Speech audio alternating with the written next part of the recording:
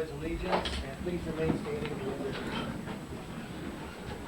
pledge. Pledge allegiance to the flag of the United States of America and to the republic for which it stands, one nation, under God, indivisible, with liberty and justice for all.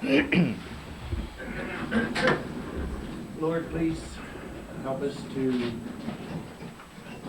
be able to lead in the way that we hope we are capable of, and to help us in our endeavors. Amen. Amen.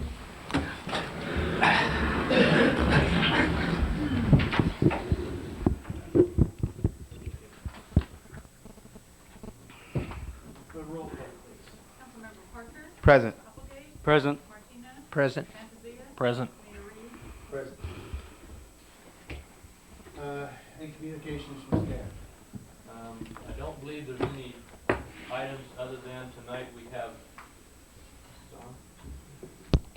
we have an officer, new police officer, who is joining our force tonight, Jesus Segala. Did I pronounce that right, hopefully?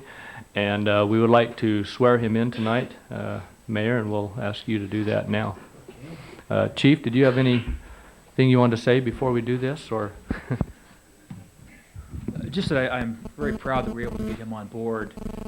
He's a recent graduate from the police academy, and he's got very well liked by members of his graduating class, because he has a lot of those members here.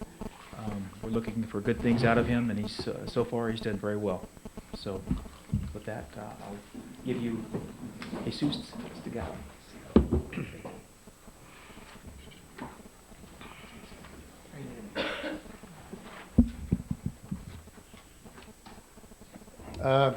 Can I get you to repeat this after me, please?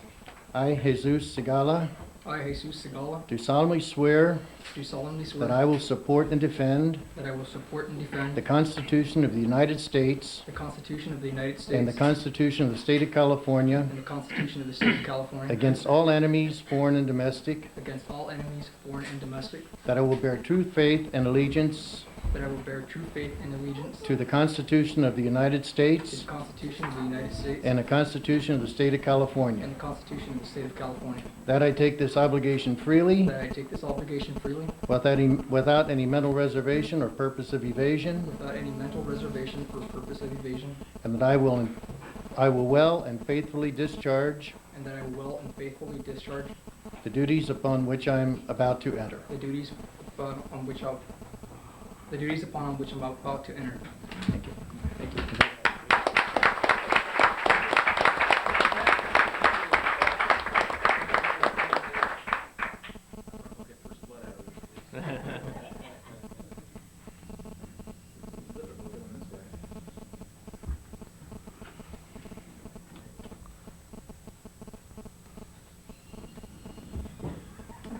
I never had this difficulty with it on myself.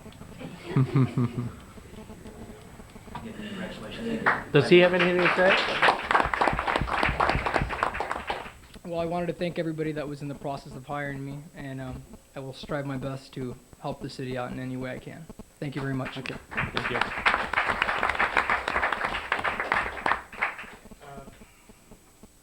Mike, you have cookies and something or other? Yes, we have refreshments to celebrate our newest officer. If it's okay with the rest of the council, I'd like to give a 10-minute break, and we'll go in there so you can all meet the new officer if you like.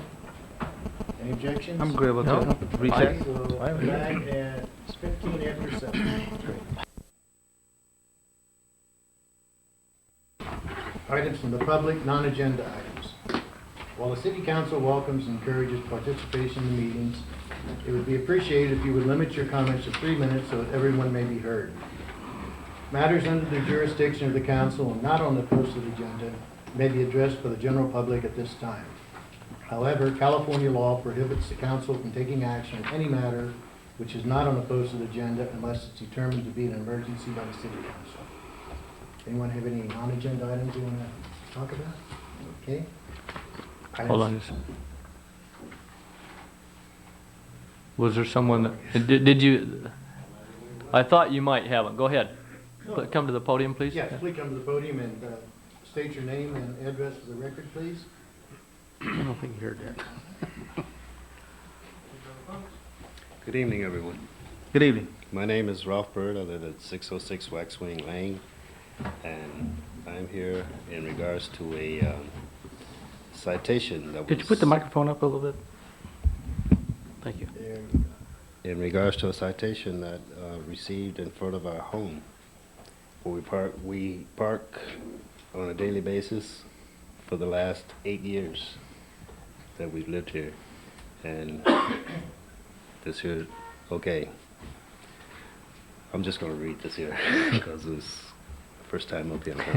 Okay, fine. parking citation in front of home. Provisions have been made all over the city for residents to park in front of their homes.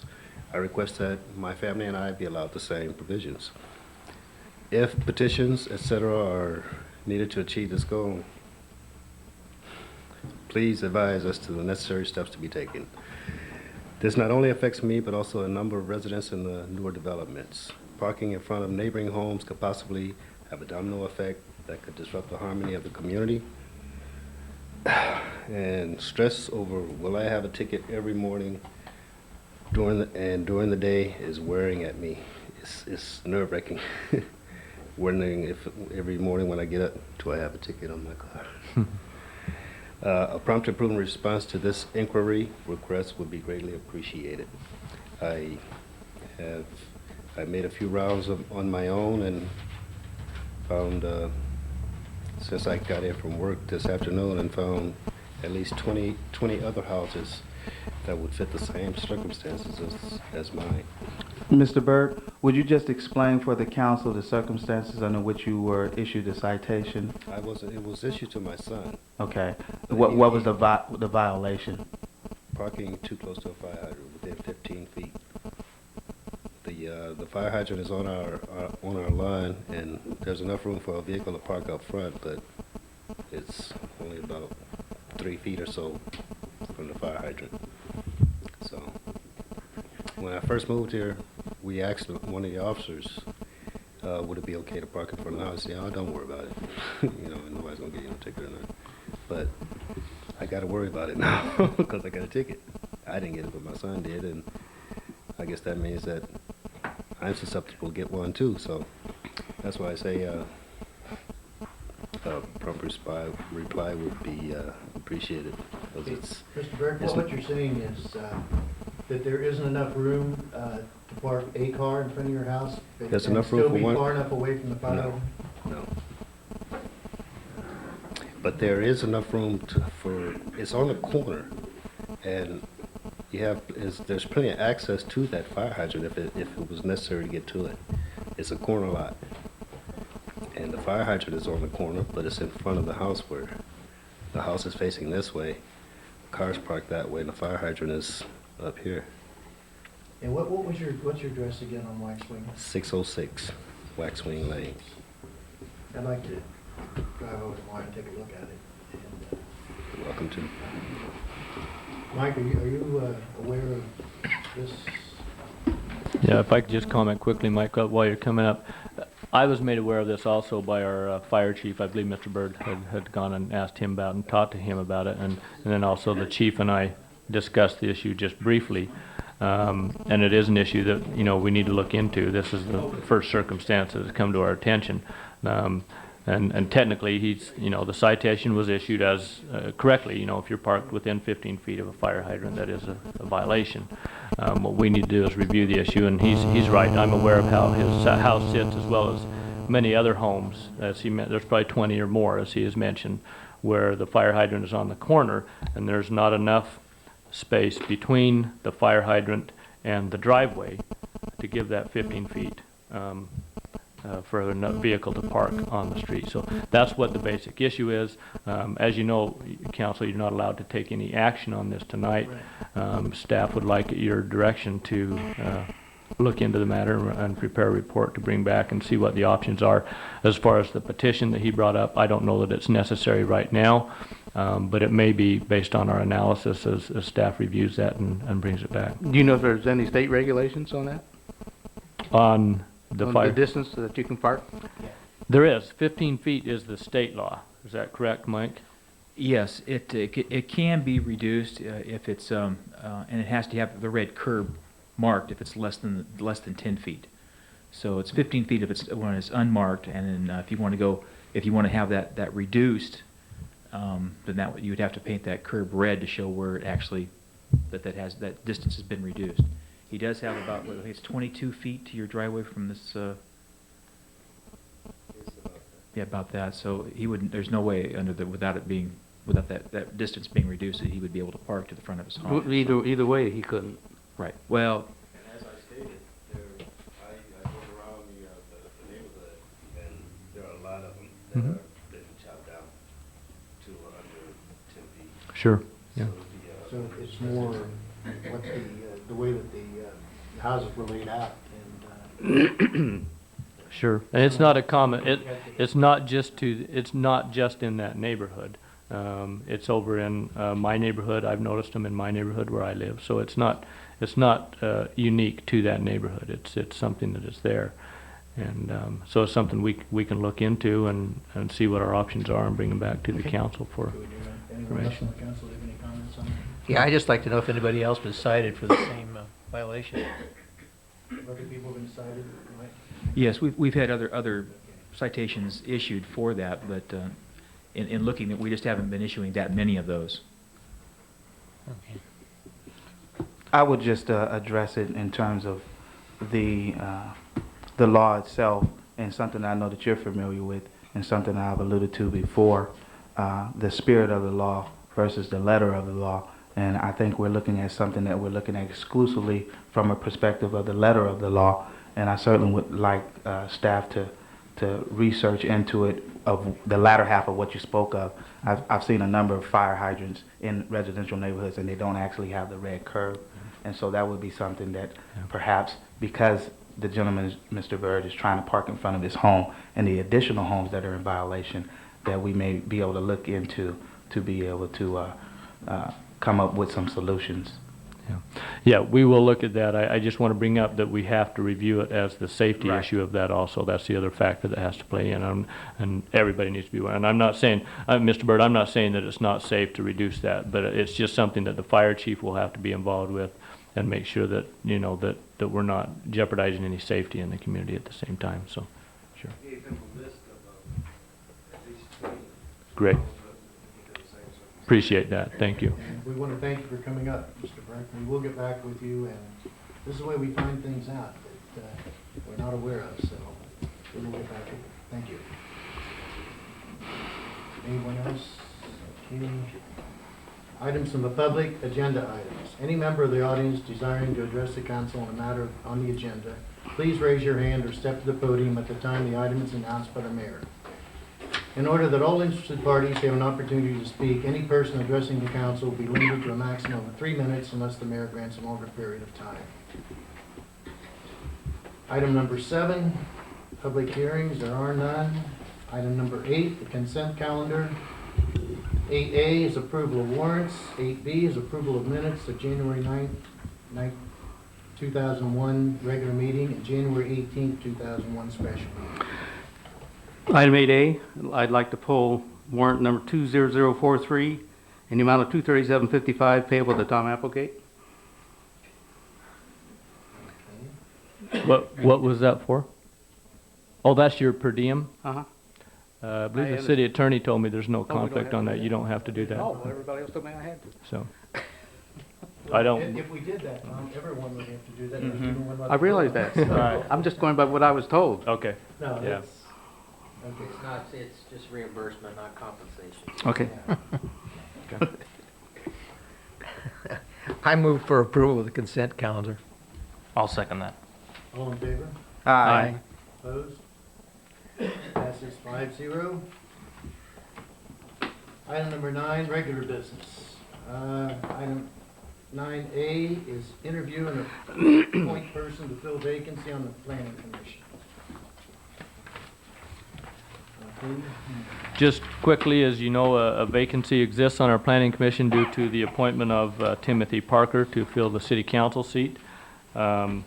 We have 2 applications which you have in your packet, which have been received from Les Atwood and John Kaplan, both of whom are in the audience tonight.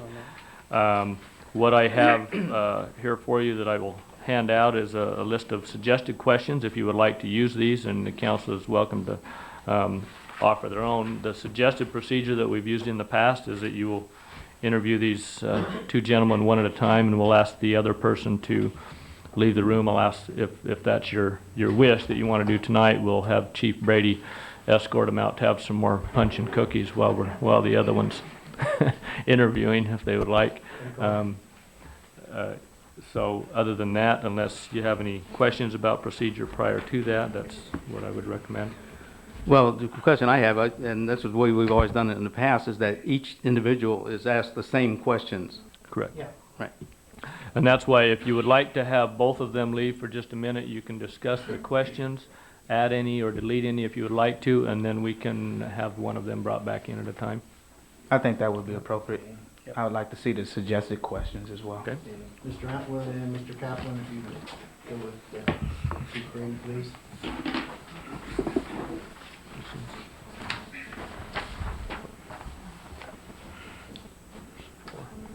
That could be enough? Yeah. Okay.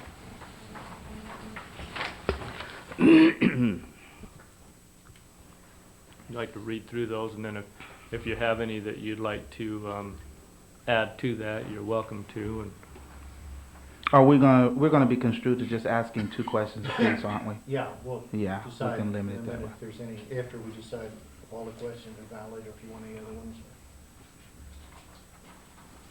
Want me to read through those, or you want to? I don't think you need to read them publicly. You just read them to yourselves, and then if you want to talk about which ones you would like to ask individually, if you have a preference. Okay, I think we should probably, there are 2 of them, number 1 and number, Mayor Reed, I actually have one question that's not on the list that I can allude to, if you're looking to maybe separate these and split them up among us. okay. So I have Let's try and one. keep the question short, though, and to the point. Yeah, it's very poignant, and it's analogous to what you have here on the list. However, Right, you it's wanna- something I have from being a planning commissioner from Would the you last like 4 to years. take your question and question number 1? That's fine. Okay. Tom, you have any? I'll take number 4. And number 2.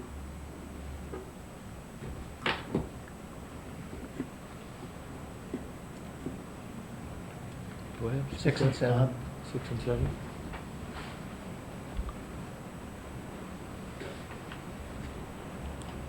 One was left, or not? 3 and 5 are left. I'd like to ask a question also of my own. That's fine. Okay. Pick, which one? I'll you- take 3. 3, and you're on, okay? That leaves you with 5, David, is that Okay. right? I mean, you don't have to ask all of them, or you don't have to ask 2 if you don't want to either. These were just suggested Suggestions. I questions. like Right, number understood 5, that. so. You know, I'm just going to ask number 6. I think number 7 is kind of redundant, or, Maybe Yeah. Yeah. you can ask them combined together if you like. Add them, Yeah, I'll just add reword it if you yeah, want somehow okay. to make it work, so. yeah. I'll just make it Okay. one question. Now that you sit down, Mike, what? Mike? Now you sit down again, you can bring them back. And I will, It doesn't make any difference. additionally, oh, excuse me, Mr. Mayor, I just wanted to comment additionally that both the applicants attempted to contact me to try to get some background information, since I was the previous planning commissioner and chair, and having served for the previous 4 years. I spoke with Mr. Atwood, excuse me, over the phone. He just asked some general questions about the duties of planning commissioner, and Mr. Kaplan did attempt to contact me. I returned his call. However, we didn't get a scheduling where we had an opportunity to have a discussion in that regard, but I wanted to state that for the record.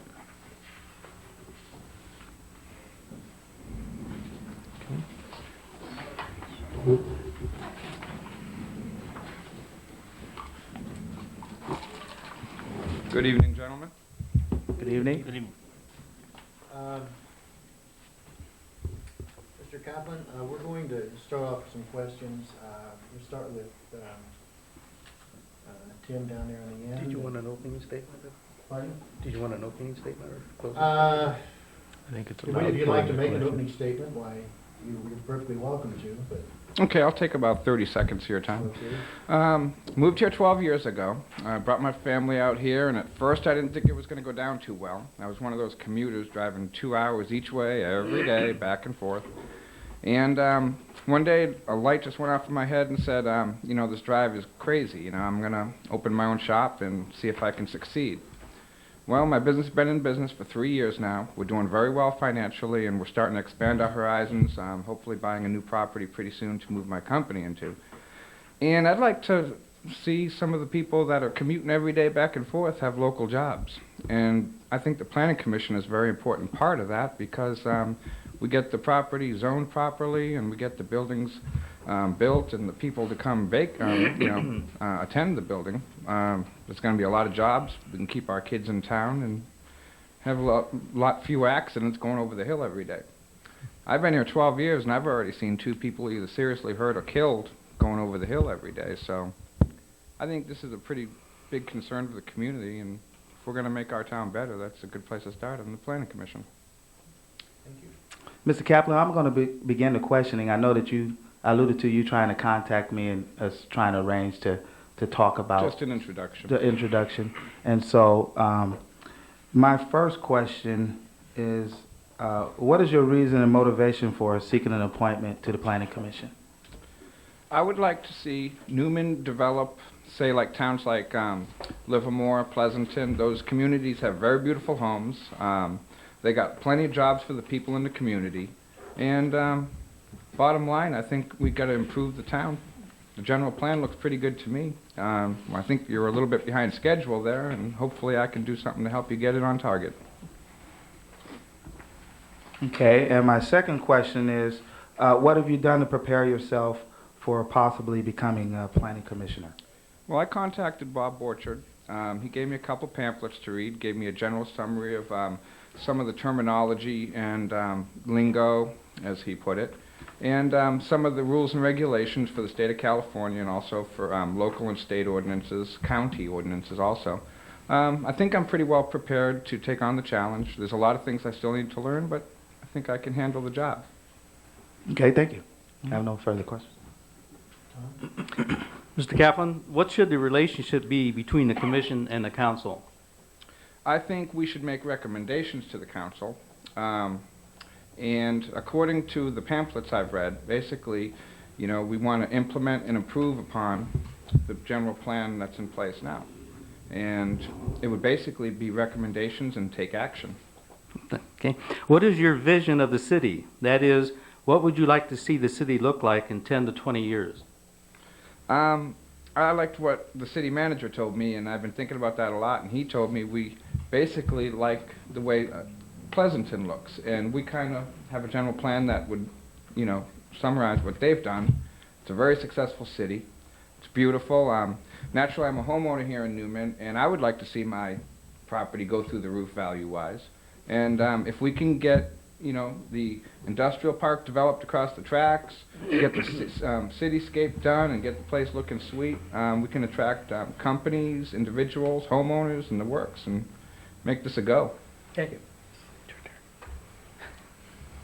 Bob, go ahead. Yeah, what is the purpose of the general plan? And that's the first part. The second part, we're preparing to update our general plan at the time, and would you be willing to spend time to keep this process going? Okay, I'll address the second question first. I do realize that once a year you bring up review of the general plan and possible changes. I would be there because I am a businessman. I make my own hours. I can take all the time that City Council and the Planning Commission would need from me. Nights are not a problem.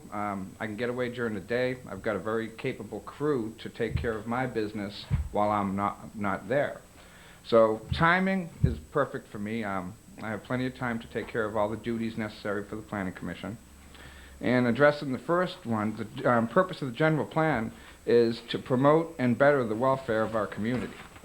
And doing that by having, jobs in the community.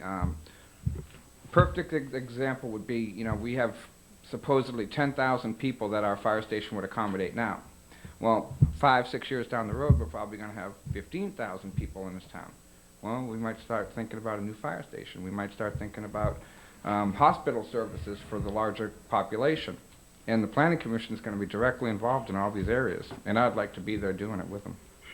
Thank you. Mr. Kaplan, Yes, sir. what do you feel the city's position should be on growth, both residential and commercial? I think the city should look at planned growth, proper growth. To just go ahead and have a bunch of big industry come out here with no services for all the people, it's kind of crazy. I think the best thing to do would be a planned, smart growth, and basically start with developing the property that the city has already laid out in the general plan. I have a lot of contacts in the Bay Area. I do have a couple contacts who are very interested in moving out here. And with that happening, I'd see a lot of the people that I deal with every day, like friends and family, my children, having jobs in the community. As it stands right now, kids graduate high school, and the first question they ask is, well, where are we going to go? Where are we moving to? Let's keep our kids here in the town. They're our best asset. My second question was, I think you already kind of answered it, if you had the time to be on the Planning Commission. And I do. With your job. Oh, yes. Being a business owner, I do put in a lot of hours, but I make my own hours. If I need to get away for a full day, that's not a problem. I've got a very capable crew. I've trained them well. I plan on bringing more people in, but right now where I'm at, it's kind of stifling because I need to move to a bigger facility. So that's something that I'm working on right now. But I do have plenty of time on my hands. I'm very committed. I'm a go-getter, and I'd do the job with as much positive energy as I could put into it. Thank you very much. You're welcome. And I just have one question. What are your views on code enforcement as it relates to city aesthetics, meaning trashy yards and so on and so on? Okay, well, right in my neighborhood right now, I have a neighbor 3 doors down who he's got a bunch of cardboard boxes, and right now it's raining, and he's just sitting on his front lawn, and I don't like to see it. I haven't approached him yet. I was going to wait until this weekend, but I think it's a good idea to definitely clean up our town. There's a lot of bad parts of town, some of the alleys and stuff. I mean, you just take them one at a time, and it's all up for review. You don't feel it's a invasion of privacy to Oh, no, not at all. As a matter of fact, if it wasn't done, we'd be living in towns like Newark, New Jersey. You know what I'm saying? I mean, I was in Massachusetts about 2 months ago, and when you see, cars parked in front with no tires on them because somebody stripped the tires off, it just doesn't work for me. I mean, that's one of the reasons why I came to Newman. It's a beautiful place. I see on your application you graduated from Brockton High School, Brockton, Massachusetts. Brockton, Massachusetts, home of Rocky You sounded Marciano. okay. I just curious.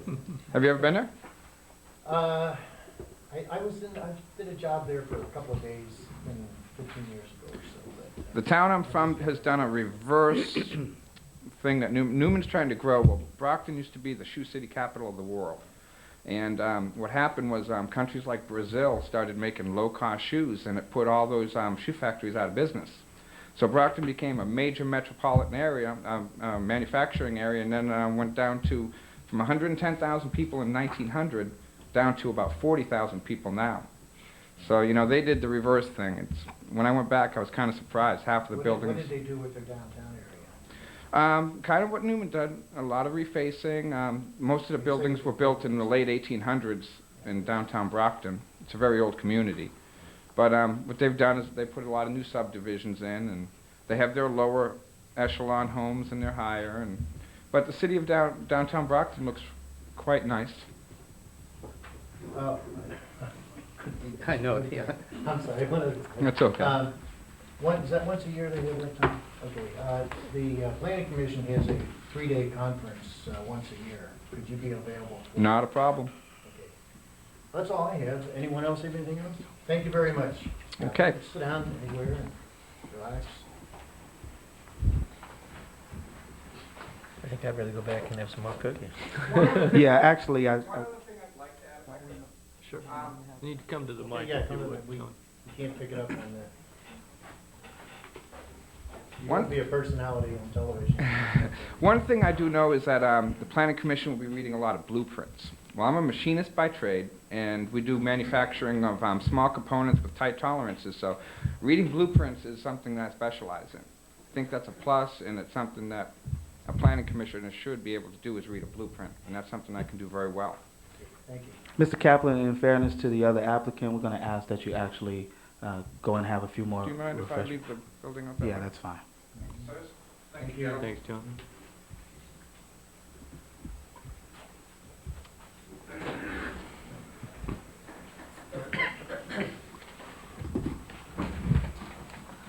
Mr. Atwood, do you have any opening statement you'd like to make before we get started on these questions here? Or speak these questions? No, I don't think so. Okay. Kim?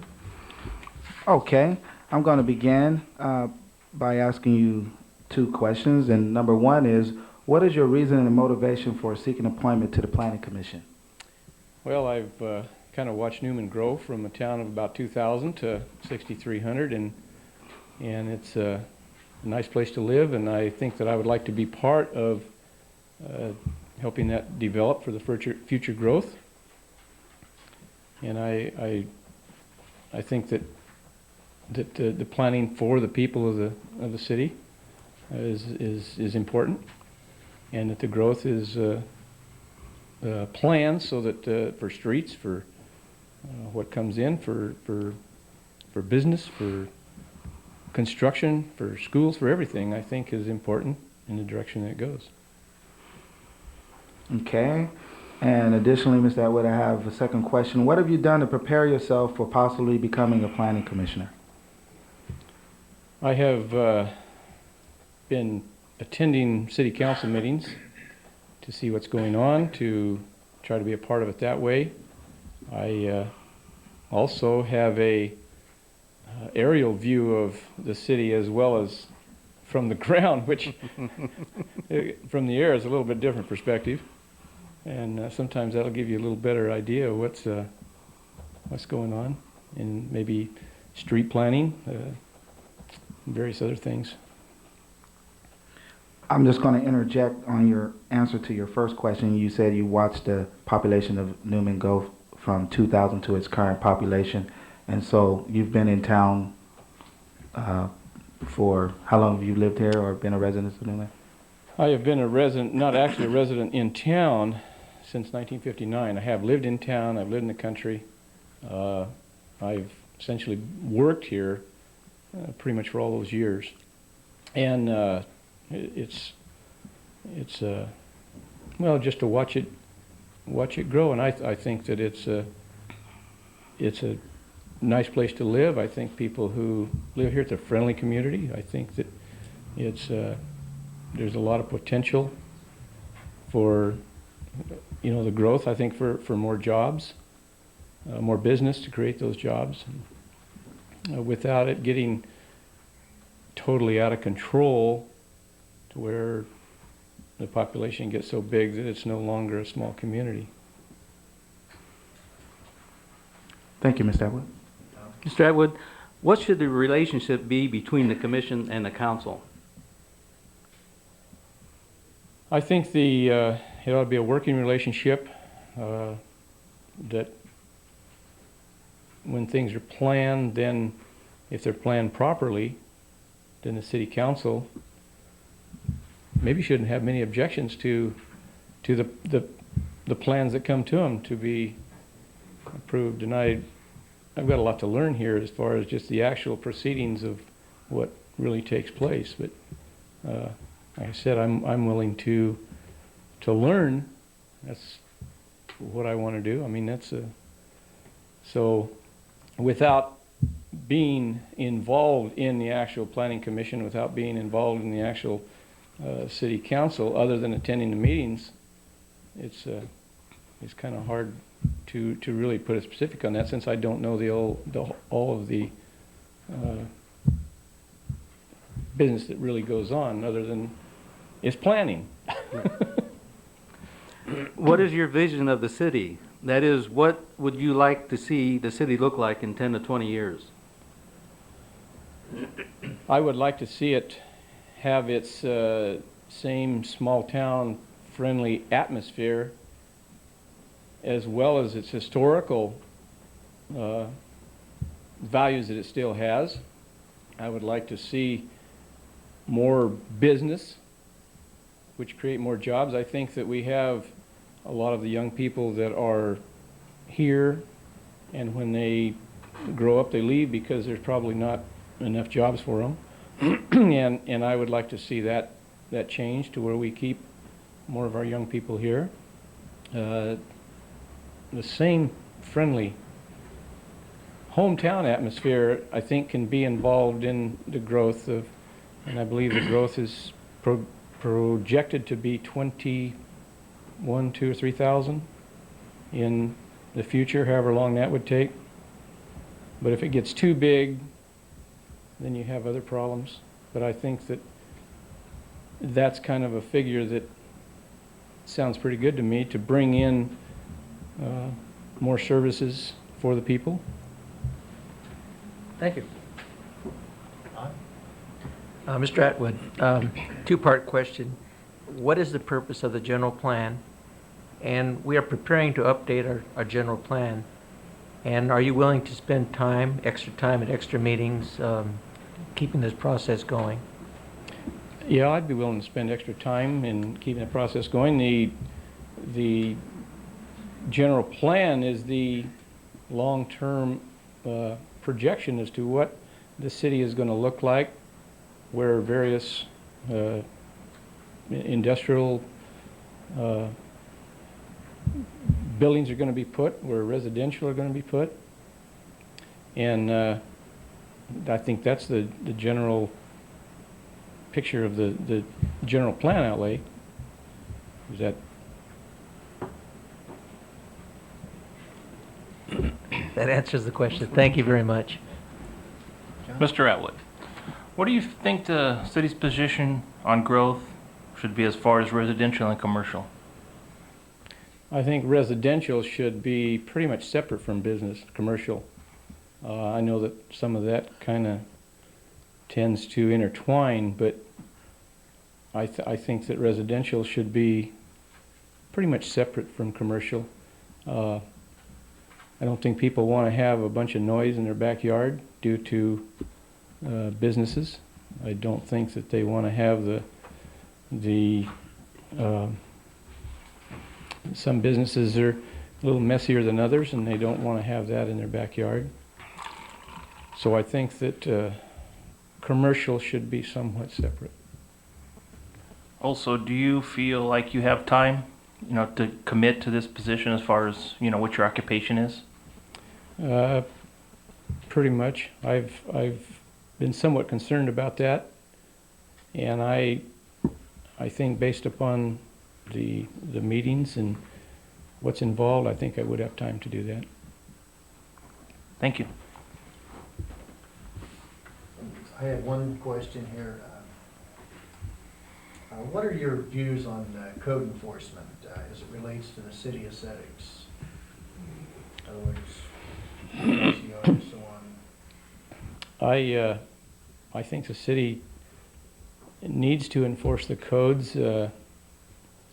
Maybe not, in some cases, a blanket enforcement, but maybe on a case-by-case basis. But as far as building, if you keep the historical aspect of the city, then I think that whenever things are remodeled or built, they should somewhat retain that historical view. I think that there should be codes with those guidelines to go by. And I think that, I just say that I think it's a code that needs to be enforced, but maybe on a case-by-case basis and not necessarily a blanket, Okay, and if that makes sense. the other thing, there is one 3-day session per year that the planning commission holds. Would you be available for that? What time is that? Tom? Bob, isn't that in February? March? Yeah, okay, March.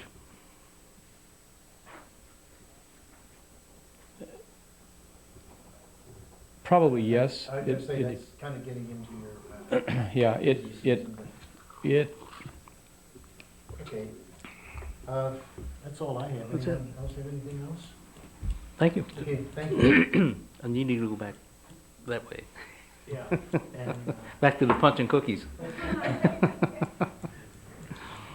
Since we're going to take some time for some deliberations, we actually didn't come up with a formula for a scoring system. I'm open for suggestions. I just thought of maybe keeping it simple if we use a 1 to 5, 5 being the highest. And is that typically what we've done before? I don't know how everybody else would do that or not.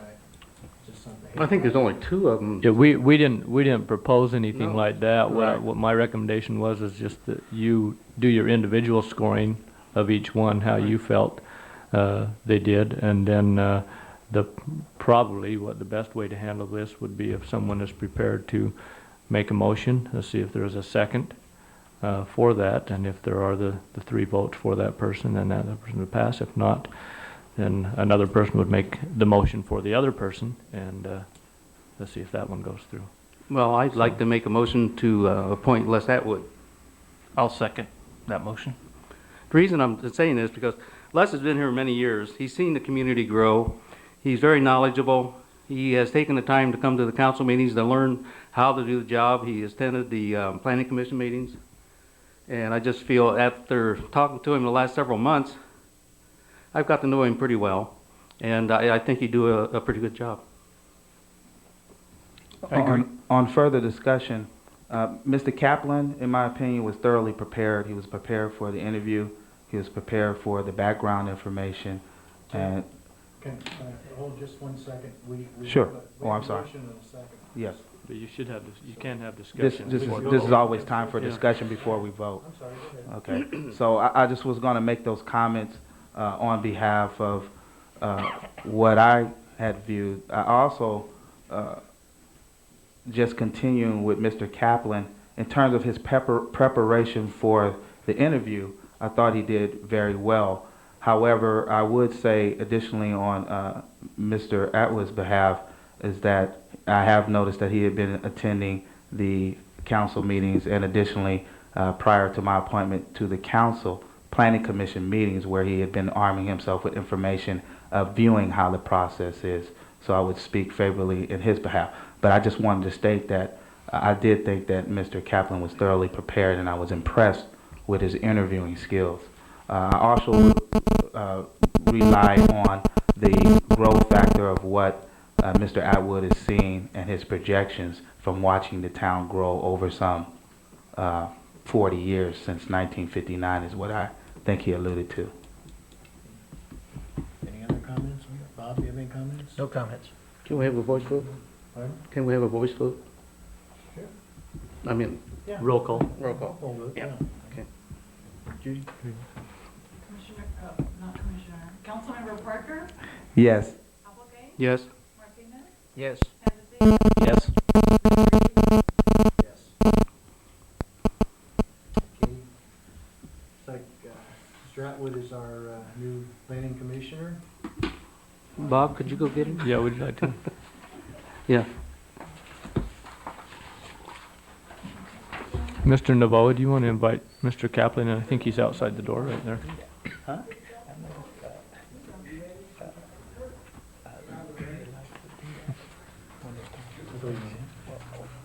He was outside. Well, remember the night that you were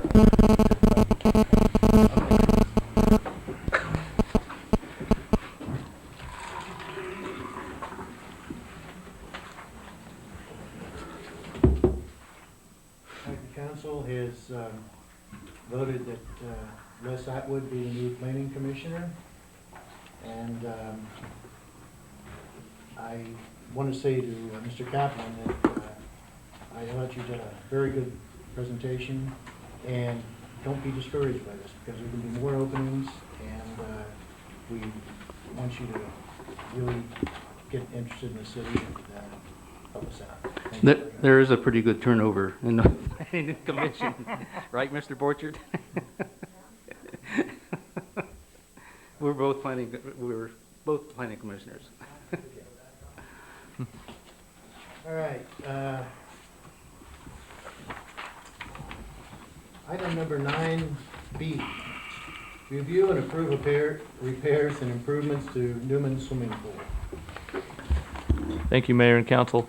As you know, at the last City Council meeting, you asked staff to review and look at the leak that is currently in our swimming pool and to investigate that and see what measures could be taken, how serious it is, what might be possible to possibly repair that, what effect it might have on improvements such as the heater and the cover that we are proposing for that. We've been in contact with a Mr. Dale Butterworth, who provides pool service and was recommended to us to look at the pool. He did come and look at it. His recommendation after reviewing it, he said there is a possibility that the leak may exist down in the piping system. However, he said he was fairly certain from looking at some of the cracks in the pool that a good portion of the water that we are losing is due to the cracks as much as it may be to some other leak. He also stated that in discussions with our Public Works Director, he would have a concern on doing a leak check of the system, because the method which they use to check this swimming pool is to plug all of the inlets, etc., and then through air compression check that. And that has a tendency, especially with older systems, to actually blow out some of the piping that might already be currently in place, and it might cause more serious damage than we currently have. So both the Public Works Director and Mr. Butterworth agreed that that may not be what we should do at this time. Mr. Butterworth mentioned that although 2,000 gallons a day approximately does seem like a lot of water, in the grand scheme of things, he says, I've seen much worse in pools that are going on, and it is actually not a real serious leak, one that he would say would be an extremely serious problem. As I've mentioned in here, I have a recommendation from him as what he would do. He actually proposed several different things we could do. Some of them were very costly, and I didn't feel, such as putting a fiberglass liner on the pool. But I didn't feel at this time, based on our projections, that this 50-year-old pool, how much longer it will last, that was a good recommendation to put a fiberglass liner on it. The cost of that, to be able to do that kind of a repair, would probably be up over $50,000 by the time you got other repairs done that would be necessary, piping and et cetera would be required along with that. He has recommended that we follow this plan, which is our crews would actually come in ourselves and pressure wash that, clean out the cracks where it had loose material in it, clean those out good so it is available for putting new material in those cracks and filling them up. He would then come back in and fill the major cracks, the ones that he could see were the real serious problems. And he estimated that cost would be under $5,000. He told me $3,000 to $5,000 without really measuring and looking at things, but he estimated that was where it would be at. At that point, he said he would recommend filling the pool and checking again to see how serious the problem is, the leak. We could measure that and check to see how serious the problem is. If it is still a big problem, he says he has a method where they can actually go in the water with divers to check and find out where the most serious leaks are using a heavy dye that they use, and they can actually fill those cracks in those areas underwater using a 2-part epoxy, I believe is what he called it. So it is possible to repair some of those after that process was already done. I also asked him about the issue of, well, if we're losing that much water, can we really heat the pool? Will we be able to keep it adequately heated? He stated that yes, that wouldn't be any problem at all. In fact, he said that Our proposal to have 3 heaters would be plenty. He said we could probably get by with 2. He still recommended the 3 because it'll be do a better job, but he said for this size of pool you could probably almost get by with just 2 heaters. He also stated that the additional cost, and I told him, is that under today's gas rates or future gas rates? But he said the additional cost for heating the pool with the leak is in it. He said he wouldn't estimate more than $20 to $30 at the most a month.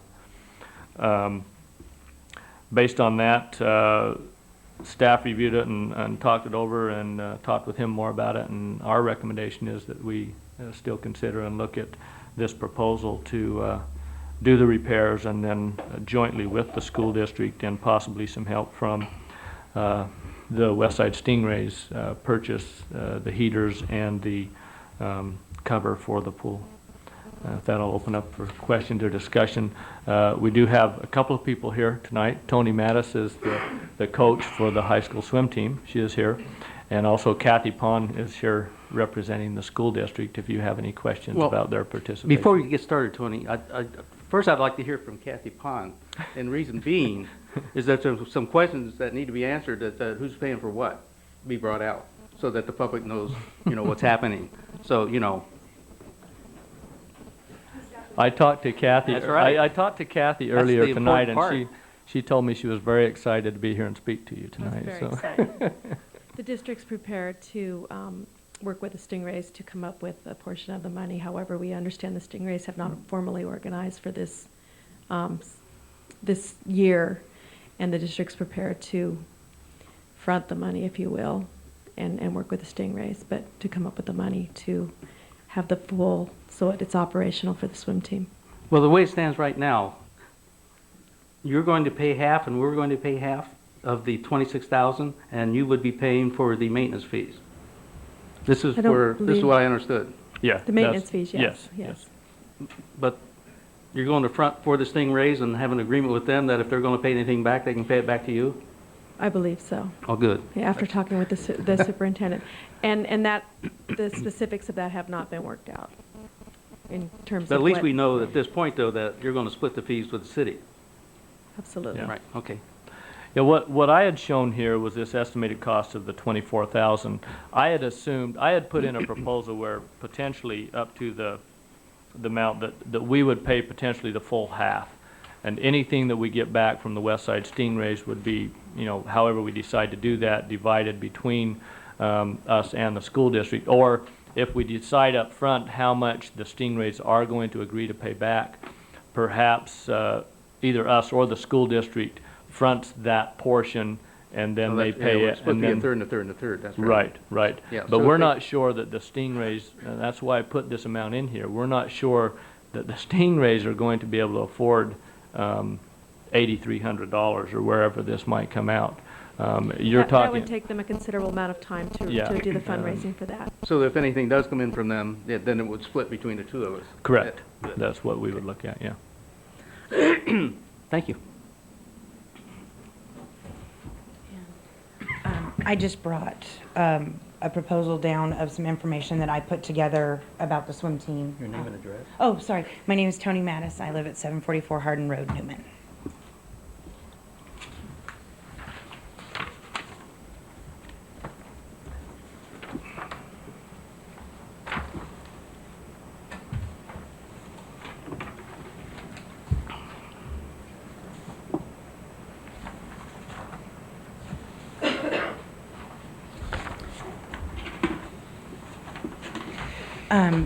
On this list, I basically put down 8 points that I wanted to cover. The most important of these being that this is essential for our high school program, and with the Stingrays, the other recreational program. To be able to build these programs up, we need a pool that is temperate and not quite so chilly to get into. Our swim season starts February 1st, and temperatures are not that great to swim in, especially when the pool's about 50 degrees. So that is our first and most important thing. But I've outlined here, you know, the importance, first of all, of the city and the school district working together for recreational programs for the youth in our community. Secondly, our swim program is in its second year. Last year, we drove to Modesto for daily practices, which became a real burden getting parents, having enough transportation back and forth. This year, I had a meeting today. I already have approximately 15 kids, which rules out a van.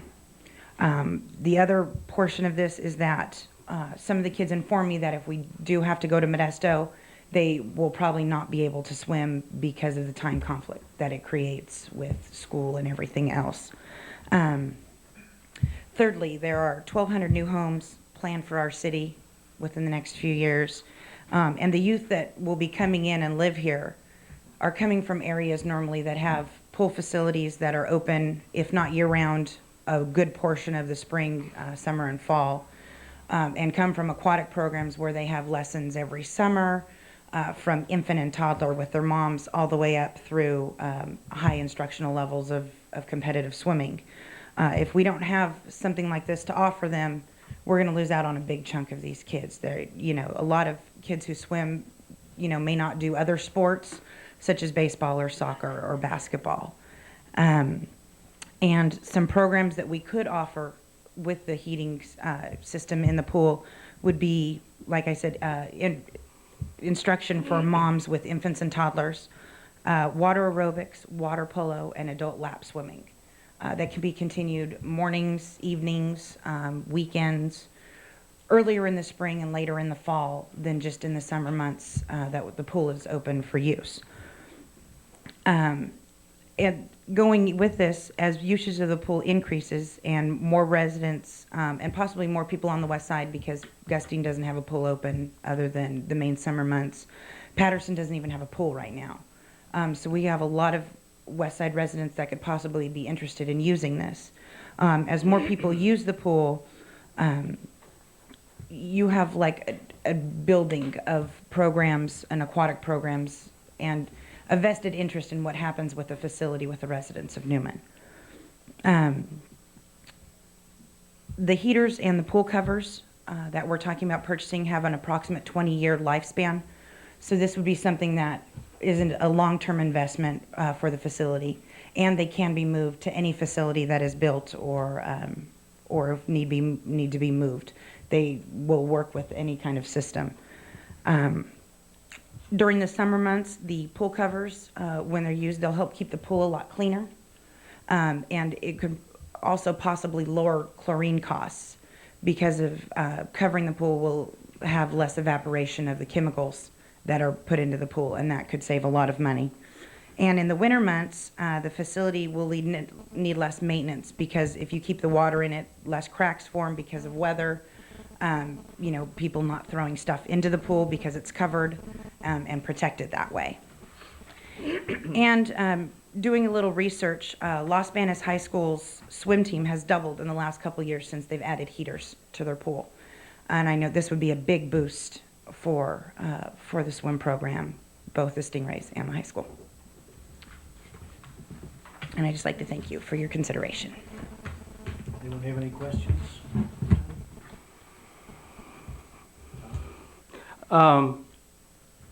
In funding the programs, there were some discussions about, you know, how we could fund that.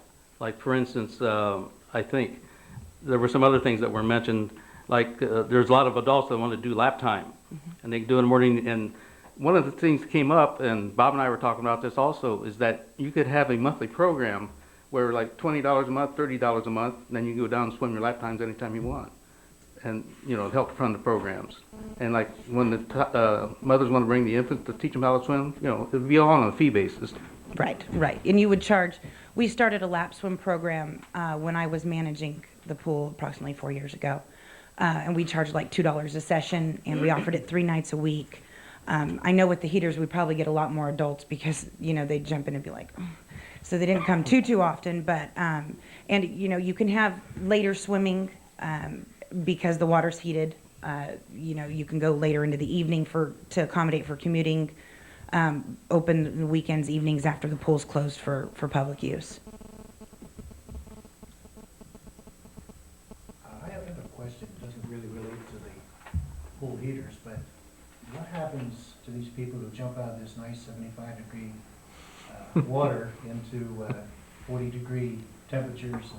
You run pretty quickly. Well, I mean, they do their thing, and then they have to wait then for their turn for the next time. What happens to them? no, you swim continuously. Like if we open the pool for lap swimming, you have all 6 lanes open. However many people come, you swim continuously. What's in meets? Oh, in meets.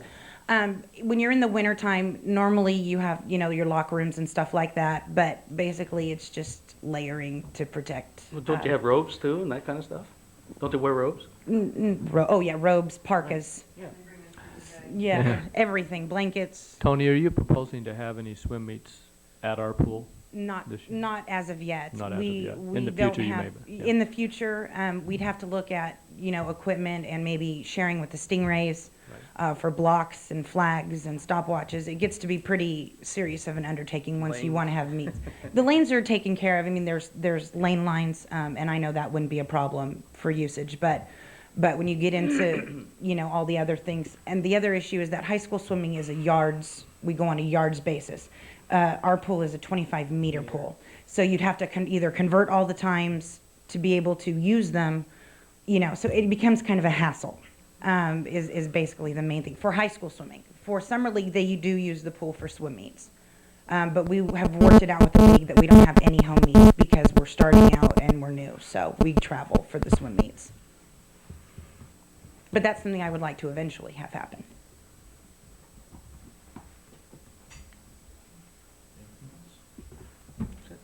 I was just going to comment. I was impressed by your presentation. Thank you. And that was something I certainly needed. I've taken the opportunity and advantage of actually going to the pool, walking into the pool, looking at the cracks visibly. I went down with Cleve the other day because I had some concerns with the amount of water that was going to be lost and investing additional money in the pool.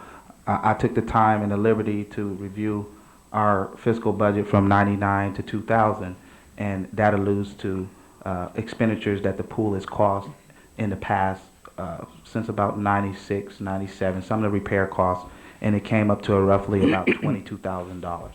Something that you said that has impressed me are alternatives for the kids, and I look at that, for instance, with the skateboard park that we've discussed, and so you bring up the swimming, because all kids don't play soccer or baseball, and so from a fiscal responsibility, I see it as an additional investment. I didn't initially see it that way. I wanted to make certain that we weren't pouring money down the drain, as the mayor stated in our previous meeting. But from a perspective of the fact that we aren't in a position to build a new pool, Right. and I also saw the pool's been here since 1948. Yes, yes. So it's going to be in need of some repairs, and taking an assessment of these cost factors because of the heaters being a primary cost factor, and that they are an investment and will last 15 to 20 years.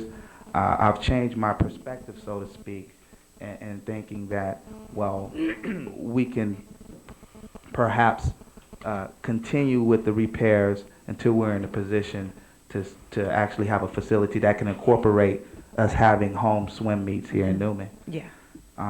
But I was going to also ask Cleve and direct my question in terms of the actual cost because of the cracks. We're looking at roughly around 17,000 if it were 17,000 and a half if we were to have to spend the entire maximum cost. Yeah, approximately, yes. Okay. Two things that impressed me is, first of all, this is going to be I think, if we get these programs in, a true community pool. Bringing the adults in too, and especially if you have it heated during those times, they're going to come out more often. The other thing is that we have a great working relationship with the school district now, and they're willing to step up and fork over half this money to help out our community, and I think this is great.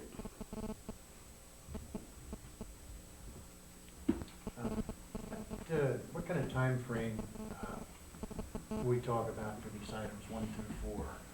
Basically, Well, number one is basically a one-day job. They get the pressure washer in and they can do that in a day and pretty much get it cleaned up. filling the cracks, he said it's about 4 days for those to dry once they put the material in the cracks. Probably assume a day, 1 day to put those in, so about a 5-day process for that. So for items 1 and 2 is about 6 days, and then we're ready to fill the pool. Which takes about a day. Yeah, I'm trying to remember, Tony, about a day, I think, yeah. I think, and We'll to get level it out the chemicals and everything, it took that Yeah. next day, Yeah. so. It runs out as you put them in. Right. And if there's are still leaks, they would go in with the dye and check to see where there are and fill those leaks. Fill what ones So they we're can, talking, yeah. If we can get the pool people here immediately, we're talking 2 weeks basically to do all of this. Yeah, maximum, yeah. I've talked, in fact, he called me yesterday and said, when are we gonna start? He says, I've got some free time, and I said, I can't do it yet, I've gotta wait till after this council meeting, but he said he's ready to go. These items done, right away to see where we're actually, where we are. Okay.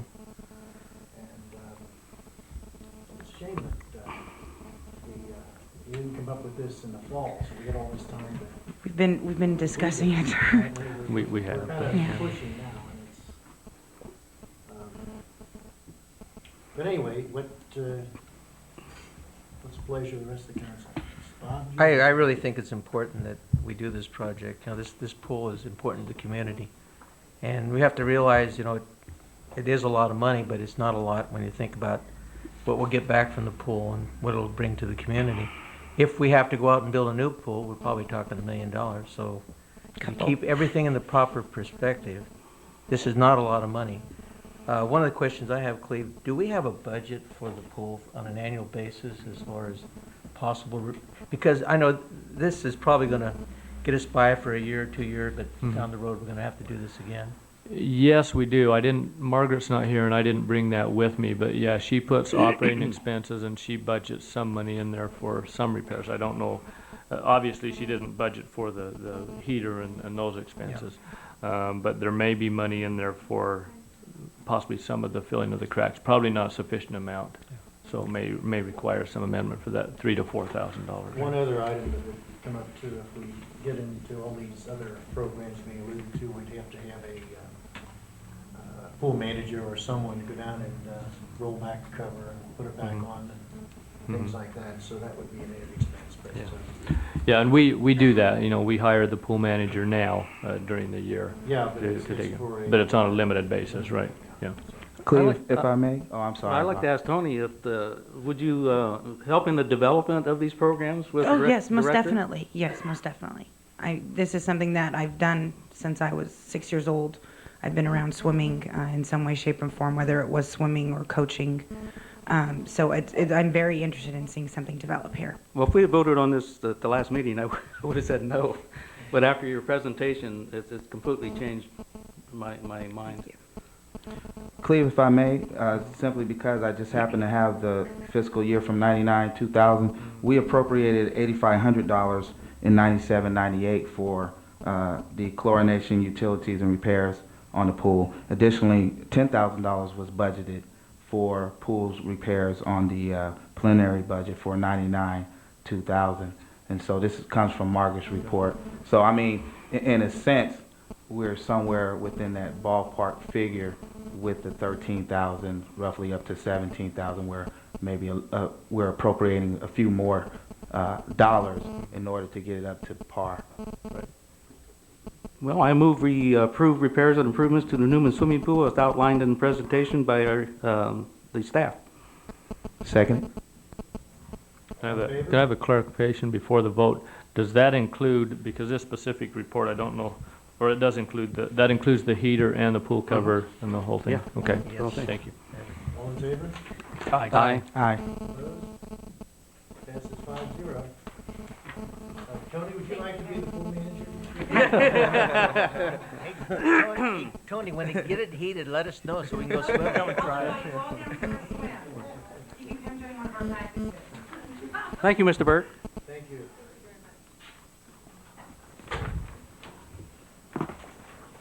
Item 8C, adopt street tree plan. Nine, as outlined- 9C. 9C. Oh. You're right.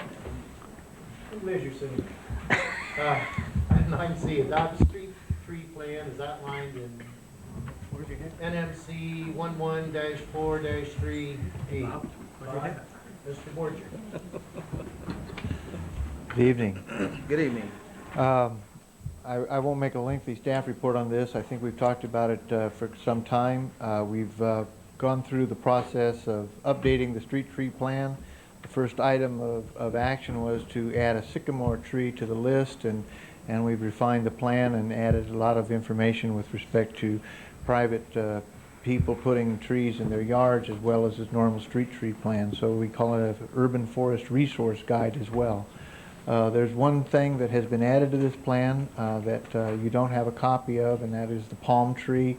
We found out that we had originally done some research on it and included it. We found out that there were some people who weren't particularly enthusiastic about palm trees, and then we found out that we have some palm trees in the areas to be annexed at some future point in time, so we probably need some policies in terms of how we're going to deal with that. So we've added the palm tree back into the plan.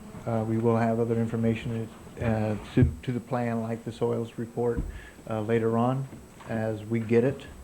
And but at the present time, the plan is adequate, meets the requirements of our code, and has passed muster with our Planning Commission and our Architecture Review Committee.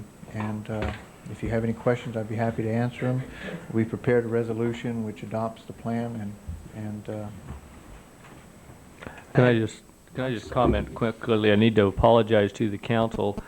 We wrote 2 reports. Bob wrote one, and then Judy wrote one on this. And Judy's report asked you to bring your existing street tree plan, which was given to you previously. There were only some minor changes to this, and then we used Bob's report. We got his and didn't include that in there. So I realize you don't actually have the attachment of the street tree plan to this tonight. So if there are questions that you really want to look back at that, we could actually table adoption of this, I guess, till the next council meeting if you wanted to. But the changes, if you looked at it before when we handed it out, I believe it was 2 weeks ago, Bob, or 4 weeks ago? it was about 3 or 4 weeks ago. I think it was the December meeting when we passed that out. It has not changed significantly since that, other than the addition of the palm tree. So. Excuse me, I'm sorry. Go ahead, Bob. Bob, I had a question on the selection of trees that we're presently using. Have we gone back and reviewed the trees that are presently in use to see if they're really doing what they were intended to do? My concern is that I have some trees that the city put in my front yard, and the root system is on the top of the surface, on the soil, and it's going to push the sidewalk up. And I'm sure this is the type of tree that we don't want to use in the city. I just wonder if there's been any review of this. I am not an expert on trees, so I ask a lot of questions. Some of those questions were with people, and I've got a lot of volunteers, and I found out we have a community full of tree experts, since everybody has a tree in their front yard. But beyond that, I also contacted, as you in the report, we've contacted the people from the resource conservation people, the farm advisor. We've talked with our crews, both Ernie and Doug Matusa, with respect to the tree list. We've pruned the tree list down considerably from what it used to be. Well, someone else got away with a pun earlier today, and I thought it was fair game. Anyway, we've significantly reduced the number of trees on the street tree list, and we've that can be planted in street ways, not private property. Private property, we've just provided information about what the limitations of the trees are. In the back of the tree list, you will find a summary of each tree species and the kinds of problems that it has with respect to messiness, the way the leaves fall all the year round or in the fall, whether it's deciduous or whether it drops its leaves at all, the root systems and all of that. And it's an advisory, and of course everything that does pose a problem, we have made specific recommendations, one in terms of its limitation with respect to street tree applications. And some trees, although they have surface root systems, can be put in public spaces like parks or in larger corridors, along drainage corridors like the system that we're proposing in terms of the arterials around the city. So we've taken into account the limitations of trees and where they can be planted. And also there's techniques for planting the trees which direct those roots down. In older plantings, they put cones around the base of the trees, and that directs the roots down where they would normally have surface roots. And in some of the older plantings around the city, that technique wasn't applied. And of course, we also have situations where the wrong tree was planted, and it does have a surface root system that lifts the sidewalks. We've also got policies for replacing those trees too. Yeah. The thing I'm looking at is down the road, we may be looking at a tremendous cost to the city to go back and correct that problem, because the sidewalks are going to need repaired. And that's going to happen. A lot of trees that normally, if the roots go down, if they don't get enough water, the roots will come to the surface. We don't bore them deep enough. So I don't think it's so much the type of tree, it's just if they get enough moisture. As Bob, I'm not a tree expert. But anyway. Well, you're the only one in the city that isn't. I can tell you what I like and I don't like, but thank you. You and me. That's all the questions I have. I looked in my tree thing, I didn't bring it back with me, but I did notice in there that it showed that one tree required less water than another tree, or does it have that in there? Yes, and we also talk about the height under power lines. We put some policies in there with respect to whether or not they would work in a park area, or whether they should be planted or can be planted near sidewalks because of the root systems and other management things. The people from the Farm Advisor's office were, they spent a lot of time giving us information. We started out with the urban tree resource guide that's put together by a group that's part of the League of Cities, and it was an urban forest guide, and we used that as a starting place, and we looked at some of the other tree plans that we have around here that have been submitted to the city, and of course the one that's been adopted by the city over the years, piecemeal. So I think we've put together quite a bit of information about trees, about how they work in public spaces, and what their limitations are. I don't know if you've talked to him or not, but someone who's a local resident is Ed Perry. Yeah. Okay. Yeah. He's, Yeah, I think he's a reference in here. he's really up on that. Okay. Any other questions? You want to ready to make some direction on this? Or? I'd just like to reiterate with Ed Perry, he'd be happy to come and ask any questions, answer any questions. Make me happy with your tree problem. Mr. Mayor, I'd like to move that we adopt a resolution adopting the City of Newman Street Tree Plan and Urban Forest Resource Guide. I'll second. All in favor? Aye. Thank you very much. Thanks, Bob. Passes 5-0. Thanks, Bob. Item 9D. Review and authorize new staffing to assist in the areas of planning, public works, and recreation. Steve? Thank you, Mayor and Council. This item I'm bringing before you at this time. Normally I would do this at the budget year, but due to several issues that we have going right now and workload, I'm recommending that we consider this at this time. The first proposal, and there's basically two positions that I'm recommending to you at this time. The first is, and it wasn't included in the title, I apologize for that, but is in our police department. I would guess if you were to, well, I know at least for the last 3 years that I've done a budget, our police chief has come to me with a proposal to add additional clerical assistance, and I'm not sure if perhaps he was doing that before I got here too, but If you look at the analysis that I provided for you, you can see that our staffing level in our police department, the number of officers, as well as the lieutenant position, additional positions that have been added, those have increased quite a bit over time. And you'll notice that the clerical staff has not been increased to match that. In addition to that, I think if you were to ask any police officer or anyone involved with police work or anything related to it, they would tell you that the amount of paperwork and reports and things like that that have been required over the last, say, even the last 10 years since the information I gave you was given there, would show that there's a great increase in the amount of paperwork that they're required to do. And for those reasons, I felt that it was necessary to consider looking at adding some clerical assistance to our police department at this time. The other issue involves the fact that we only have one full-time person, which is our office manager in the police department.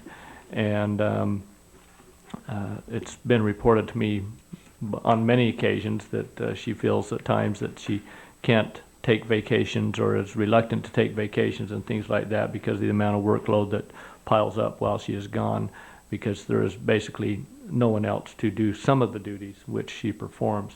With this position, there would be allowed more cross-training, and she would be able to be relieved of that, plus the fact the chief has expressed to me a concern that if this person were to leave, who would step in and be able to pick up the workload at that time. So those are all concerns that we have. As I've mentioned in here, we currently have the one full-time position. We also have 2 part-time positions that are working up to 30 hours a week also, which is a maximum that they can basically work before we would basically put them on full-time. We will still evaluate this some, but it is our proposal that those 2 part-time positions will probably be able to be cut back somewhat. We're not sure how much yet. We'll evaluate that as time goes on, but they should be able to be cut back some. And that will balance out some of the cost of the additional full-time position. So that's the issue. First issue is with the police clerical position, and that is being proposed as an office assistant. The second position, I've struggled with this probably over about the last year and a half of how to handle this, and I've noted here that there's probably 3 or 4 different areas that I've seen a need for additional attention by staff, and these would be, as is noted here, the areas of planning, public works, and recreation. As you know, our contract recreation position, full-time person or part-time person we had resigned, I believe it was in about August of 1999. Since that time, I've been pretty much filling those duties with some part-time help that I've hired. So that is one of the areas that I've seen a real need. I've looked at times of being able to. We did actually recruit at one time for that position again, and I didn't feel that I got the applicants that really I wanted to be able to do what I saw we needed in the areas of recreation. I saw a real need to be able to have someone full-time that could look at that. I looked at one time of possibly being able to hire a full-time recreation person. However, after, like I say, about a year and a half of evaluating that and trying to figure out how we could fund that type of position, I didn't see how we could fund a person just for recreation currently in the city. So what I've done is looked at all of these areas together, basically planning, public works, and recreation, and looked at hiring what I'm calling a management assistant to work directly under me and fill in all of those areas. They'd be pretty much a generalist that could have a background eventually in each of those areas of planning, recreation, and public works, and then also do some special projects that come up from time to time. As I mentioned in the report, there's some concern that I have about the coordination that we have going on between the planning process and getting into the development process. This is a real area of need that I see that needs to be taken care of at this time. This position can also, I see, assist as part of the planning and possibly other duties that will be given help with in the areas of economic development and redevelopment, or free up my time to be able to focus more on those two areas. I've given you some cost analysis for this. It's my proposal that the management assistant position would be basically funded 25% from recreation, 25% from planning, and 50% from public works, and that would be split between water and sewer funds. You have the proposed costs of how that breakdown would work. The first one is given there for the management assistant position. It's estimated the annual cost would be for salary approximately $41,000, benefits approximately $16,000 for a total of $57,000 a year. We are estimating that eventually, and I need to emphasize eventually, there is possibility of the planning director's contract, which is Mr. Borchard, who is here tonight, being cut back as much as up to a half, and that is approximately estimated at around $40,000 right now, so half would be around $20,000 that could be cut back. I need to stress that in the beginning that will not be possible, just because there will be quite a transition period. If we were hiring a experienced planner, that transition period would be less than what it might be required. But based on the duties that I'm looking for this, I'm not sure that what we will get is someone with much, if any, planning experience. Hopefully they have a background in government, or possibly someone with a bachelor's or master's degree in public administration who is looking to get into this field straight out of college could also work into this position. And so those are the costs that you can see that I proposed here would be up to $28,000 out of the general fund. Part of that would come from redevelopment, possibly also some coming from grant money. As you know, we have some money proposed right now to start up our teen center for the first 1 or 2 years. Some of that money could come out of that and help pay for this position, because I see this position working on that project. $14,000 from the water fund and $14,000 from the sewer fund to assist in the development process and coordinating the activities, development activities between planning and public works. The cost proposal for the office assistant, total cost, the salary is proposed at $20,000 annual for salary, $7,500 for benefits, for a total of $27,000, a little over $27,000 annually. It is estimated that potential savings could be up to $10,000 per year due to reduction in the time of the part-time help, putting the cost at $17,672. That cost would all come out of the general fund, as our police services are funded out of general fund. Both positions together, you see the proposal there. Lower amount for the general fund would be $26,000 up to a potential $56,000. That's assuming that none of the cost savings proposed were actually realized, but we are confident that some of those will be realized. And then the water and sewer funds is proposed $14,000 out of each one of those. Those are the costs proposed. That's my report. Can answer any questions you may have. You also have a memo that I received from Chief Brady regarding the need for the position, the duties that are currently being handled, office-type duties that are being handled for that position. And Chief Brady is here, can also answer any questions you might have about that position. Questions? Actually, I had a question I wanted to address with Chief Brady, and this is going to be in regards to your staffing, and just for my knowledge, in terms of patrol, the number of staff you have, and include your reserve officers. For instance, I know during the Newman Fall Festival, there are much more number of officers than you have just of the sworn full-time personnel that would encompass additional staff help. and the Newman Fun Run that we've had in town. So if you could just give me an overview of your staffing and also the police staffing of the city, that it'll give me more of a picture of. I understand the detailing of the duties of the clerical and the office manager, but just give me some staffing projection. As far as officers on the street, we have, right now we're at 9, and then we have it, which includes a corporal and a sergeant. Then I have myself and a lieutenant and a sergeant. So we've got four in the management portion, 2 of them, but the corporal and sergeant are basically just patrol. So you're looking at about 8 of that, or I'm sorry, about 10 of those actually on patrol. doing Generating patrol duties. paperwork. Right. In that sense, okay. Yes. We also, out of that patrol, we take 1 officer out, so you're probably looking at 9 actually out in the street, because we have one that's when we're at full staff doing detective work, which also brings up additional paperwork because their functions are somewhat different and their investigations are somewhat lengthy. That 9 includes the newly appointed school resource officer, doesn't it? Yes, and, Also, and that's. Chief. And I have no clue as to what paperwork that's going to generate. I'm hoping not much.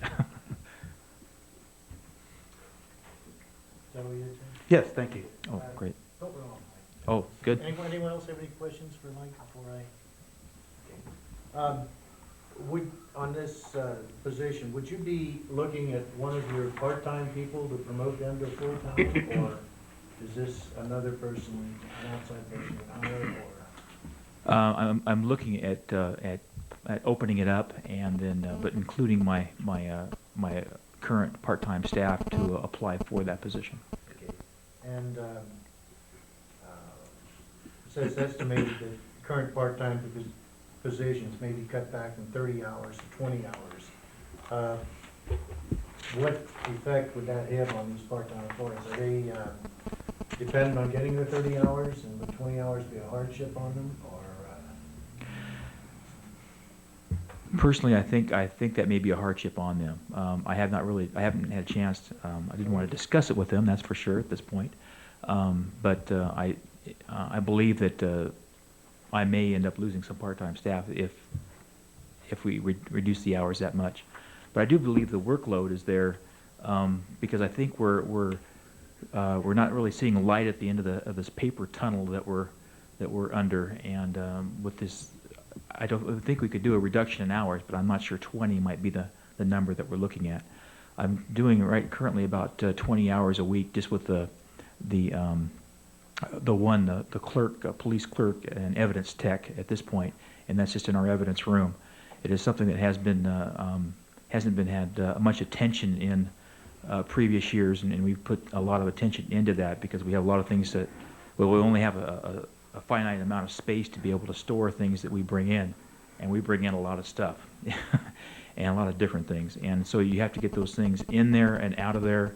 You have to do that properly, and as I think you can see, as the city of Modesto kind of went through, that if you don't take the proper procedures, it can cost you dearly. So I don't see where I'd be able to reduce it in that, and the other work that he does in the office itself includes partially some of the code enforcement that we do, and we still do quite a bit of that. So that's also part of that. So, but he also keeps, I don't know how he keeps all of this straight, but anyway, he ends up also doing entries on some of the reports, some of the other data that has to go in that didn't get collected by the state. So. Yeah, I just, if these people are depending on their 30 hours, I would hate to see them, be able to, they have to cut back to 20 hours. I do see where you need another person. So. It has been something, I think it's been long overdue. And I think I was probably asking for that person, as Cleve probably alluded to here, prior to his coming on board. Our department, you can't put more officers out in the street generating tickets and reports and other things that we're trying to generate out there. It all has to get processed, and all has to get to its proper channels, and it's just a paper trail. If you generate at one end, those piles just get bigger at the other end unless you get people to be able to process it properly. Do you physically have room to put another person in there? Well, I'll tell you what, I think I can make room out of that. We're consolidating space at this point. Move some of the paper stacks? Yeah, we'll move it, that's right, that's how we'll do it, move those paper stacks over. Okay, that's all I have. Sure. Anything else? Okay, this is just a discussion. Oh, go ahead. Just a quick question. Sure. If you took one person that was part-time, which is 30 hours, and made him full-time, would that give you enough hours, additional hours, to accomplish what you want? Well, you'd be going, right now they're doing 30, they'd be giving them 12 additional hours per day, per week. I'm not sure that would be enough at this point to be able to fill the void that we're having to go through. Yeah, I'm just wondering if one of those part-time did qualify for this new position, and they took over that position, that would have eliminated their position, which was part-time, but then they'd be a full-time, and you'd be getting 10 more hours. So then you could hire one more part-time. Yeah, you'd Right. hire another part-time. Right. Right. Wow. And maybe that would be for the 20 hours. Yeah, They would come under Right, that. right. Yeah, that would be something different. Mhm. And then knowing only 20 hours, it's a different story. You figure it out, Mike. I'm just waiting for the yes or no. Okay, well, this is just a discussion item, right? No, this is actually for, Actually, it's action. yeah, I thought it was- for recommendation. Review and authorize. Okay, all right, let's have a, I move that we authorize new staffing to assist in the areas of planning, public works, recreation, and police office. I second that motion. all in favor? Aye. Opposed? Passes 5-0. We will bring back the actual job descriptions for you to approve. We went through this process. This time we'll bring back the job descriptions for approval, and then we'll go out for recruitment for these positions, so. Okay, item number 10, items from city manager. We have a couple of items. First, just a reminder of our meeting this Saturday. Everybody remembers we have a meeting from 9 to noon this Saturday. That'll be the Council, Planning Commission, and Recreation Commission located at the, yes, you're invited, Les. And that will be located over at the Memorial Building from 9 till noon. Other items just wanted to discuss briefly. I'm going to pass out here, I apologize I didn't include it with your agenda. This is my proposed statement to go to the hearing board on Thursday for the Totaric hearing that is taking place. Tomorrow, Wednesday. Is it tomorrow? Yeah. So- Yes. You're right, 1 it is o'clock tomorrow, excuse me, it's another appointment I have on Thursday, yeah, tomorrow at 1 o'clock. So do we. Yeah, so, if you'd like, I can give you a few minutes, I'll talk about a couple of other items, you can briefly look through that if you'd like. If you have any objections, let me know, but I think it pretty much addresses the city's position. Unless we're changing our position, that's pretty much the position we've taken all along. Couple other items I wanted to bring up. The closed session item we had on the property located over on L Street, which is on L or M, I guess, our Corp Yard property we had discussed last week. I just wanted to briefly, I've checked on the issues that the council had questions on, and I'm going to move forward with the, I answered the questions that the council questioned on that, and I'd like to move forward with the appraisal unless the council would like me to bring that back for discussion again.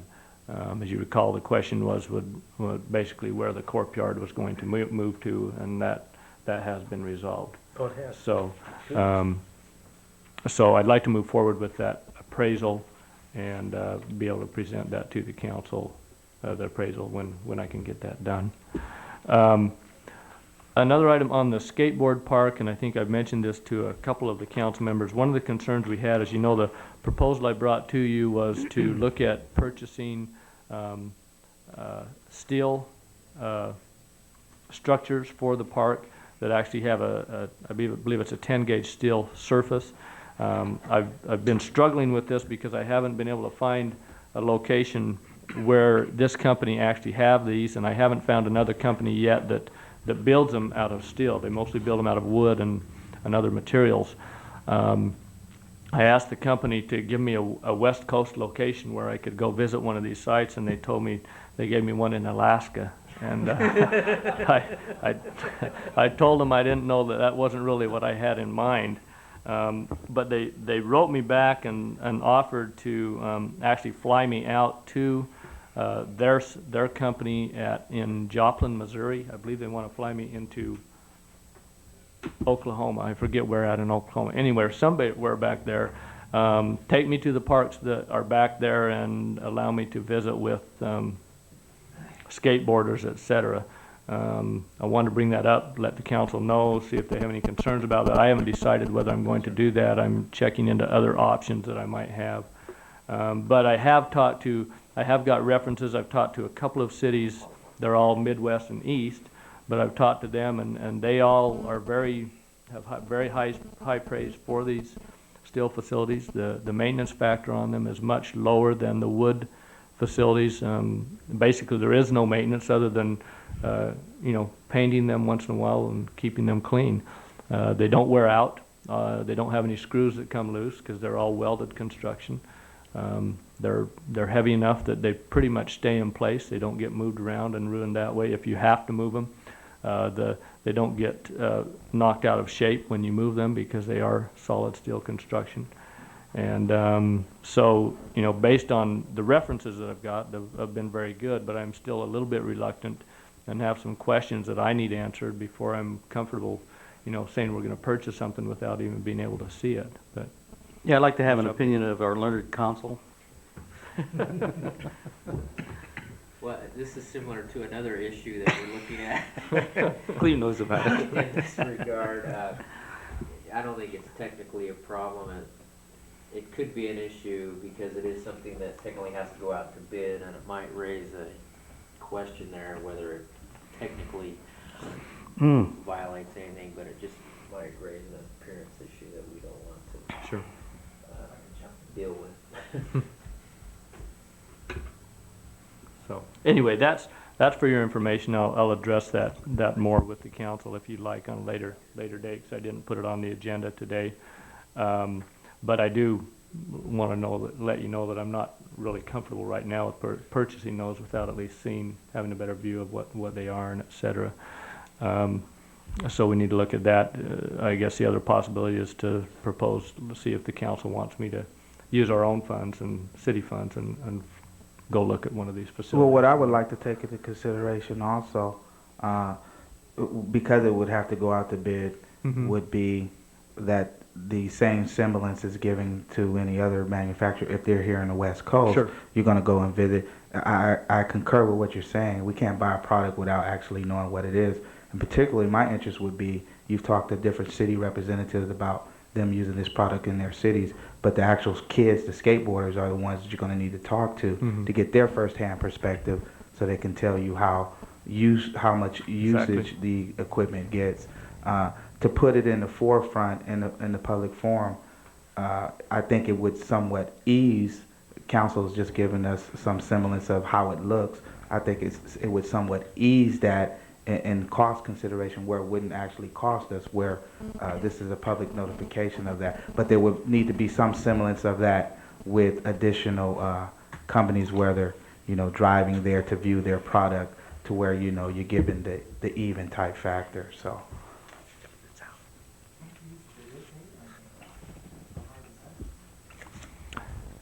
You can videotape and look at those, and they've said that they do have some. I'm not sure that you can get the full effect. Some of the things that they've questioned is the slickness. The skaters have questioned the slickness of the steel surfaces on these, and the heat. This time of year, I don't know if you could really evaluate the heat anyway. But both of those items have pretty much been addressed in their proposal. They state that by painting these, you put a texture on it which gets away from the slickness and really is not any worse than some of the other surfaces that they put on them. And that also somewhat resolves the heat issue, because you put a light colored paint on it, it reflects off it and doesn't retain the heat. So that's the way that's been addressed in those. And that's one of the things that I can do too, is ask for pictures and and videotapes and et cetera. Cleve, I wanted to interject because I just had a thought in regards to that because you've had the meeting with the youth and some of them 18-year-olds skate also. I'm thinking almost in a semblance of, and you would bring this back to us, but if we paid for your expense and perhaps the expense of a representative, a youth skateboarder could be at their expense where it's not that same kind of issue as a city official. That's just something that just popped into my mind off the top of my head, where we would also have representation from someone from the group that you've met with that could also bring that back to the skateboarders, rollerbladers, etc. to say, just looking at that. So Could they send you a section of one of the bars, of one of the rails? It's possible. The idea would be to go and actually talk to the people that use them. What's his name? He has the videos app and the games. Tony Hawk, is that anybody familiar with the Nintendo games like that? The X Games. games? He's supposed to be the person. Mm-hmm. I don't know where he's located. So you're going Anyway, to, that's just an information item. I'll probably bring that back to you and see where we go with it. But, okay. that's all of my items that I had. No, Have there's any one other. comments on? There's another item. Where are we now on the cleanup of hazardous materials over here? The contract has gone out to them. Last I heard, they were trying to put together the work plan of how they were going to put it together. It should be done, and I'll They haven't check. said anything about the price or anything? Yeah, we have that. I believe it came back at just over $5,000. Oh, okay. So it's just less than $6,000, between $5,000 and $6,000. So it was approximately right where we expected it to be. So that's all. That's all you have? John, you have anything? Just, Les, do you have any jobs in Alaska? As far as, you hitch a ride with you up there? No, I just want to apologize for being a little bit peaked. I don't think my flu shot is working. That's what happens when you get old. You're right. You know a lot about that. Probably more than anyone else here. Don, you have anything? I have nothing, Mayor. Tim? no, other than the fact that I had alluded to possibly attending the Planners Institute meeting. There was something that I saw when we attended our last meeting, the California League of Cities Academy certificate. I don't know if you guys, anybody signed up for that, but that was something that I saw, and I had noticed that before attending the Planning Institute over the last couple of years, but it wasn't something that was available to planners, but it is available to us as council members. And that was something that I kind of looked at in terms of being almost not a credential per se, but something to acknowledge some of the experience and knowledge that's gained to help in these settings. And that was something that I was considering certainly applying for to lead to that certification. It's a very good program, but it takes a lot of your time. There's a lot of time involved in this. So look at that first before you jump into it. Yeah, I've certainly taken upon myself a lot of time commitments, but that's something that I always weigh. And I was going to also allude to one other thing while we were in Sacramento, and that was our state representation. I'm not quite fully aware, but have you met with our state assembly? I think that you and Tom have met with our state assemblyman, District 26, Dennis Cardozo. Yes. Yeah, that's something I don't know if John got the opportunity to do that, but that was something that I would like to do. Certainly, I'm seeking that out. That's all I had. And I don't really have anything except everyone can be at the meeting tomorrow at 1 o'clock, I believe it is. Yes. Uh, Go ahead. I do have something. I'd like to see when there, it's a little late TV, because they won't see this till tomorrow night, but it's, the more people we get there, the better chance we have of convincing the Air Quality Board. So, that's all I have. Mine has to do with the energy crisis.